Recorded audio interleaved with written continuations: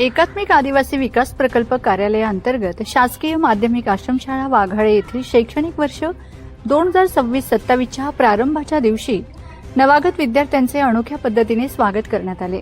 यामुळे विद्यार्थ्यांचा आणि पालकांचा उत्साह द्विगुणित झाला। शाळेच्या पहिल्या दिवशी विद्यार्थ्यांसाठी खास बैलगाडी रॅलीचे आयोजन करण्यात आले होते। रंगीबेरंगी फुगे, पोस्टर्स आणि ढोल ताशांच्या गजरात नवोदित विद्यार्थ्यांची शोभायात्रा परिसरातून पार पडली। शाळेच्या स्वागत समारंभात मान्यवर उपस्थित होते। सर्व विद्यार्थ्यांना मान्यवरांच्या हस्ते चॉकलेट, गुलाबपुष्प आणि पेन देऊन शाळेच्या प्रवेशासाठी औपचारिक स्वागत करण्यात आले। या अनपेक्षित आणि आनंददायक उपक्रमामुळे नवागत विद्यार्थ्यांमध्ये शाळेबद्दलची भीती आणि संकोच दूर झाला। त्यांनीही ढोल ताशांच्या निनादात ठेका धरत स्वागत सोहळ्यात सहभाग घेतला, ज्यामुळे संपूर्ण शाळा प्रांगण आनंदाने न्हाले। स्वागत सोहळ्यानंतर सर्व विद्यार्थ्यांना शैक्षणिक वर्षासाठी लागणाऱ्या पाठ्यपुस्तकांचे वितरण करण्यात आले।